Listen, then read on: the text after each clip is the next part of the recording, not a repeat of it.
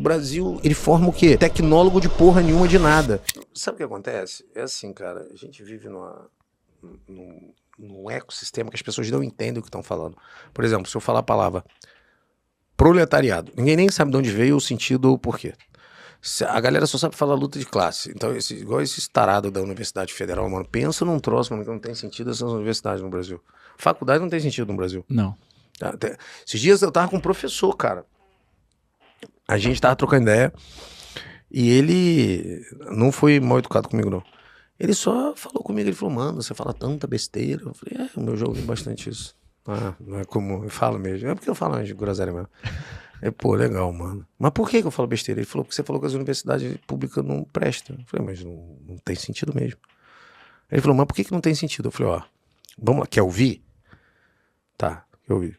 Alguém fez universidade aqui? Se formando em quê? Tá. Você quer que eu te provo por que a maioria das faculdades não faz sentido? Quer mesmo? Quer que eu te provo também? Quero. Tá. Olha só. Você entende alguma coisa de história? Vocês entendem? Vocês leem? Tá. Você tem bagagem de leitura? Eu vou ensinar vocês a ter bagagem. É legal. Essa história é legal. Se liga. Você vai poder contar e replicar isso pra todo mundo. Seguinte, cara.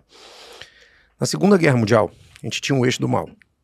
A Alemanha e o Japão. Sim.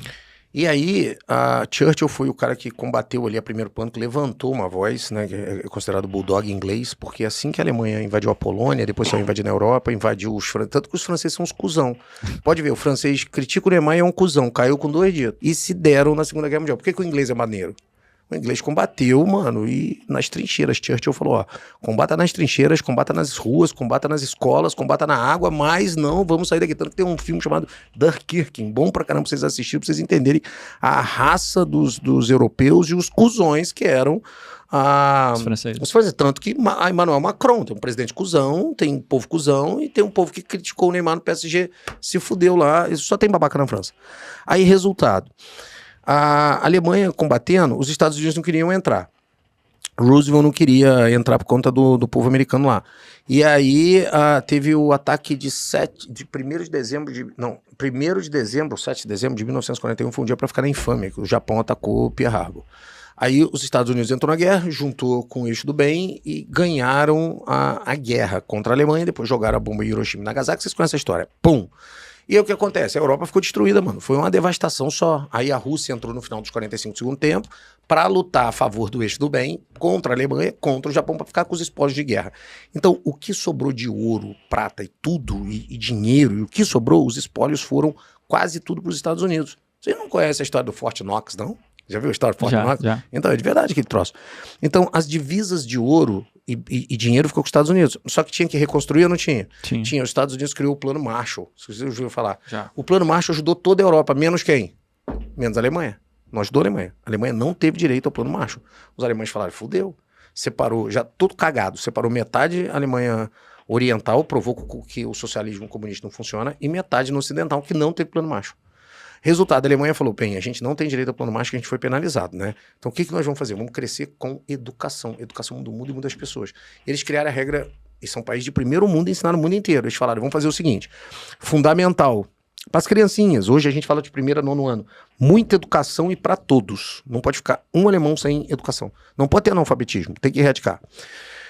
Depois da faculdade, isso é o fundamental e o médio deles, para todos e para todos mesmo, 100% dos alemães. Depois vamos para os técnicos, que aí o brasileiro, que Tupiniquim, tentou copiar os tecnólogos, que a gente chama de tecnólogo de porra nenhuma, que não serve para nada. Os tecnólogos saíram da Alemanha e lá é que funciona. Por exemplo, o tecnólogo de pilotar drone de profundidade para solda na Petrobras, sai de lá, pô. Todos os ótimos operadores, né? Tecnólogos de área de petróleo, sai tudo de lá. E o Brasil, ele forma o quê? Tecnólogo de porra nenhuma de nada. Por quê? Porque lá é assim, depois eu vou explicar o Brasil. Fundamental e médio para todos, tecnólogo para todos e faculdade para poucos. Quer ver o negócio? Olha que legal. Tem como uma pessoa depressiva ser psicólogo ou psiquiatra e ajudar outras pessoas com depressão? Não tem. Então, assim, a faculdade, a alemã entende que a faculdade é algo filosófico mesmo. É como se eu nascesse para ser jogador de futebol e fizesse uma faculdade de futebol. O outro nascesse para ser jogador de tênis e fizesse uma faculdade de tênis. Você não pode... Tá potencializando o talento da pessoa. Você não pode ter aptidão para não falar e ser de humanas. Por exemplo, você é advogado mudo... Não dá, mano. Tem que ser um advogado bom. Ah, eu vou fazer engenharia. Tá, tu vai fazer engenharia. Você gosta de cálculo? Não. Você gosta de análise combinatória? Não. Você sabe fazer juro composto? Não. Ah, eu quero fazer língua portuguesa. Mas você leva jeito pra ensinar. Você imagina uma professora tentando te ensinar oração subordinada, substantiva, completiva, nominal, deslocada do infinitivo, se ela não tem noção, se ela não gosta, não vai aprender uma desgraça dessa. Aí, resultado, a Alemanha falou assim, poucas pessoas com poucas habilidades vão ser ótimos profissionais. Saírem da faculdade, eles vão resolver. E quem não tiver aptidão, ou não tiver dinheiro mesmo, fica como técnico, descobre sua aptidão, ganha dinheiro e aí vai para a faculdade. Aí no Brasil, inverter a balança. O que acontece? A gente tem um abençoado de um presidente que fala que você não deve ler, que você não deve estudar, um povo que não estuda, que não gosta, aí você pega o fundamental e o médio, bota na mão, mano, do município que não tem dinheiro, porque a organização política administrativa do Brasil, todo município tá falido. Sim. Bota o nível médio na mão dos estados e coloca um tecnólogo que não existe só para expandir faculdade. Cara, eu tive dentro da Bioeducação, que depois virou Somos, que depois virou Croton e Cognita. As faculdades foram feitas para ganhar dinheiro. Mano, na minha época, você tem quantos anos? 33. Ah, você é jovem. Na minha época, em 1994, para você entrar na faculdade, você tinha que fazer um pré-vestibular para a faculdade de administração. Não tinha vaga. Para direito, então, era 0. Hoje, cara, tem quase 550 mil médicos. Ou seja, a medicina, se o médico não virar empreendedor, se fudeu. Você tem... Você quer um número absurdo? Você tem mais advogado no Brasil do que somado o mundo inteiro. Tô louco. Ai, eu não acredito. Porra, eu tô na internet, é só botar no Google. Google, tá? Tem mais advogado no Brasil do que... Mano, e a faculdade a dar no caralho. Então, aí você pega a Universidade Federal do Piauí, não todo mundo, mas 80%. Maconheiro, fazendo merda, pichando lugar. Universidades federais no Brasil inteiro, DCE, cambada de vagabundo. E aí você pega esses vagabundos formam. Aí, resultado, o cara é engenheiro de quê? Engenheiro de porra nenhuma. Pra fazer Uber. Para fazer Uber, pronto. Aí você pega uma economia e colapsa ela e não entende por quê. Aonde vai a maior verba? Vai para cá. E as criancinhas passando fome. Aí, cara, a educação no Brasil é complexo. E não adianta, você pergunta, até, quer ver, eu não vou perguntar para você, vai que você não sabe responder, é foda. Mano, vamos lá. Alguém aqui sabe os últimos presidentes que a gente teve? Você lembra desde quando? Fernando Henrique? Tá, então fala você, depois de Fernando Henrique. Fernando Henrique veio o Lula. Não.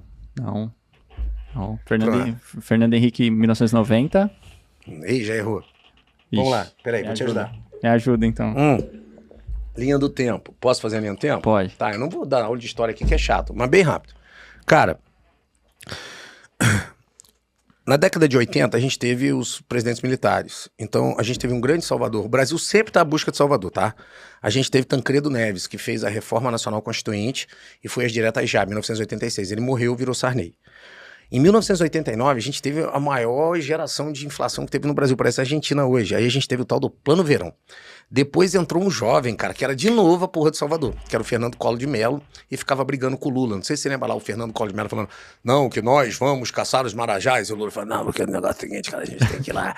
E, pô, fumando cigarrinho. Salvar mano, sacanagem, eu perdi o dedo assim, deve 20 vezes, vai comer picanha. Aí você pode, cara, tá na... Não, mano, você tá rindo, essa porra tá no YouTube, você vê lá, eu sempre assisto o embate deles lá.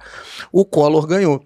92, diretas 92, os caras pintadas foram lá, impeachment. Primeiro impeachment da época moderna, depois de 88. Me sai o Fernando Collor de Mello, entra o Itamar Franco, é uma múmia, era Dilma 1, né, cara, que não fazia nada, tinha aquele cabelo lá, resolveu nada. Só que ele fez uma coisa boa. O Fernando Henrique Cardoso era ministro da Economia, no nível de Paulo Guedes. E aí ele foi lá e na época tava uma inflação maluca, tipo assim, se acordar, essa molequeira não vai lembrar desse troço que é muito triste, você acordava de manhã, a Coca-Cola era um cruzado novo, 4 horas da tarde era um cruzado 50 e à noite era 2 cruzados. É a máquina de remarcação que o pessoal falava, os nossos pais falavam muito isso. E o Fernando Henrique Cardoso foi lá e criou a chamada URV, brilhante, é o sistema econômico mais brilhante criado no mundo inteiro. Ele criou o URV, que transformou os cruzados novos, aquela bagunça, em R$1. E R$1 equivalia a $1. Isso em 1993. Logicamente, ele consertou a economia. Quando chegou em 94, ele ganhou para presidente. Quando chegou em 98, ele ganhou de novo para presidente. Quando chegou em 2002, o Lula ganhou para presidente. E aí, quando o Lula ganhou para presidente, o Lula foi o melhor presidente do mundo. Não foi, mano. O Lula sempre gastou do jeito que ele tá gastando aí. Não sei quem tá reclamando. O Lula tá viajando. O Lula vai, Lula vem. Sempre fez. E eu não tô falando de política, eu tô falando de comportamento humano. Resultado. Naquela época, os tigres asiáticos explodiram. A China tava construindo o que deu a bolha imobiliária. Agora, a China tava construindo lá. Precisava de commodity. Aço. Aí precisava de açúcar, sal, commodity. Comprou da onde? América do Sul. Tanto que a Argentina era rica pra caralho na época. Mano, entrou tanto dinheiro aqui, mas tanto dinheiro no Brasil, no primeiro governo Lula, que não tinha o que fazer. E aí, logicamente, cresceu. Aí tem a grande falácia, né, que o Lula falou assim, paguei a dívida externa. E pagou. Ele pagou mesmo a dívida externa. A dívida interna e externa dava 1,5 tri. E ele pagou a externa. Só que quando ele saiu, a interna tava 3,5 tri. Não, é umas maluquices que não sei por que não falam nos livros de história. E aí Lula 1, Lula 2. Depois o poste 1, que é a Dilma, e metade do poste 2. Depois a gente veio o que veio a ser o melhor presidente da história, pô. Que é o Itamar Franco, que consertou todo. Mas ninguém. O Itamar Franco aí, o Temer. Só que ninguém vai dar valor, então pula. Veio o Bolsonaro, aí, porra, tudo que você conhece aí, o Titânico, começou tudo, né? O fascismo, ninguém sabia o que era fascismo. Aí o pessoal começou a confundir fascismo com comunismo, com nazismo, com, porra, achismo, com, sei lá, cara, suicismo, mano, falaram um monte de merda, a galera só sabia falar merda. Aí fizeram aquela força toda, voltou o Lula. Então é assim, o brasileiro se resume a essa merda. Aí quando eu vi o brasileiro, as igrejas estão diminuindo, o brasileiro não entende história, o brasileiro não estuda, o brasileiro não acha que não dá pra ficar rico, um monte de coach maluco aparecendo em tudo quanto é lugar. Mano, o cara hoje tem curso pra coach. Eu não sou coach, não. Nunca fiz curso pra coach. Tá louco? O cara faz o quê? O cara é depressivo, ansioso, separado 4 vezes, não sabe se o cu é pra cagar ou pra dar pra mim.